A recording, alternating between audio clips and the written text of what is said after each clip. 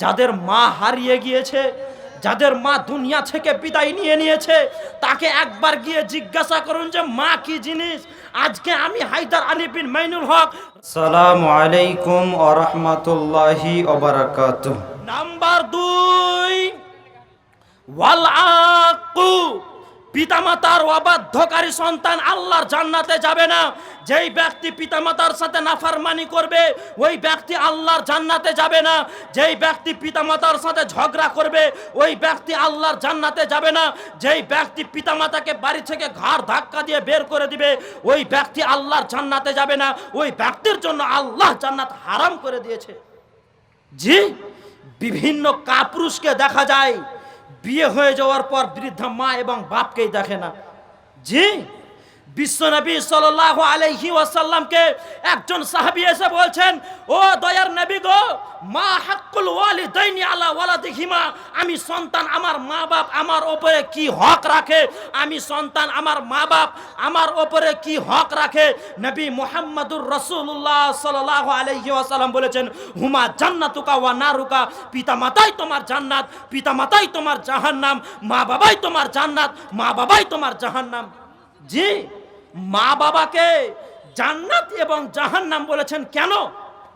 জি, যদি আমি আপনি এই দুনিয়ার বুকে মা বাবার সেবা যত্ন করি তাহলে আমি আপনি জান্নাতে যাব, আর যদি মা বাবার সাথে খারাপ ব্যবহার করি তাহলে আমি আপনি আল্লাহর জান্নাতে যেতে পারবো না। জি, মা বাবার ঋণ আপনি কোনোদিন শোধ করতে পারবেন না। এই মা এমনই একটা জিনিস, বাবা এমনই একটা জিনিস, যেই জিনিসটার মূল্য বাপ যতদিন বেঁচে আছে, মা যতদিন বেঁচে আছে আপনি বুঝতে পারবেন না। যদি মা মরে যায়, যেই দিন বাবা মরে যাবে ওই দিন আপনি বুঝতে পারবেন যে মা কি জিনিস এবং বাবা কি জিনিস। জি, যাদের মা হারিয়ে গিয়েছে, যাদের মা দুনিয়া থেকে বিদায় নিয়ে নিয়েছে, তাকে একবার গিয়ে জিজ্ঞাসা করুন যে মা কি জিনিস। আজকে আমি হায়দার আলী বিন মাইনুল হক রাত যতই হোক যদি বাড়ির গেটে একবার আওয়াজ করি মা, মা শব্দটা যদি ব্যবহার করি বা বাবা শব্দটা একবার ব্যবহার করি তাহলে মা আগে উঠবে, নচেত বাবা আগে উঠে যাবে। জি, এই মা এবং বাপ আপনার যতদিন পর্যন্ত বেঁচে আছে মা বাবার সেবা যত্ন করে জান্নাত লাভ করলেন, অন্যথায় আমি আপনি জান্নাতে যেতে কখনোই পারবো না। আমি আপনি মা বাবার ঋণ কোনোদিন শোধ করতে পারবো না।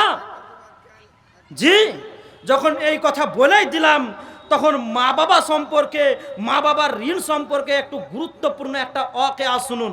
উমর রাদিয়াল্লাহু তাআলা আনহুর জীবনীতে এই ওয়াকিয়াটা, এই ঘটনাটা ঘটেছিল।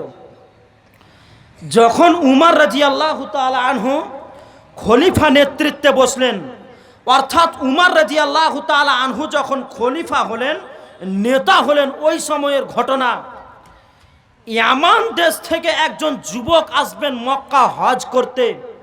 তার বাবা ছিল না, তার মা ছিল বৃদ্ধা মা। তার মা কেমন? ভালোভাবে হাঁটতে পারে না, ভালোভাবে চোখে দেখতে পায় না, ভালোভাবে কানে শুনতে পায় না। ওই বুড়ি মা, অন্ধা মা, মায়ের কাছে গিয়ে বলছে, মা আমি আল্লাহর ঘর যাব মক্কা হজ করতে, তুমি আমার জন্য দোয়া করিও। তখন সেই বৃদ্ধা মহিলাটি বলছে, বেটা রে, জীবনে আমারও অনেক আশা ছিল, জীবনে আমার অনেক আশা ছিল, আমিও আল্লাহর ঘর জিয়ারতে যাব, আমি মক্কা যাব হজ করতে, আমার আশা পূরণ হয়নি। বেটা তুমি একা যেও না, তোমার মাকেও সঙ্গে করে নিয়ে চলো। তার মাকে কিভাবে নিয়ে যাবে? ওই সময় তো প্লেন ছিল না যে তার মাকে উড়িয়ে নিয়ে চলে যাবে। বন্ধুরে আমার, যখন তার মা কথা বলে দিলেন যে বেটা রে একা যেও না, আমাকে সঙ্গে করে নিয়ে চলো, বন্ধুরে আমার, সেই ইয়ামান দেশের যুবকটি তার মাকে পিঠে বেঁধে নিল। পিঠে বেঁধে নেওয়ার পর তার মাকে ইয়ামান দেশ থেকে হেঁটে হেঁটে মক্কা নিয়ে এলো।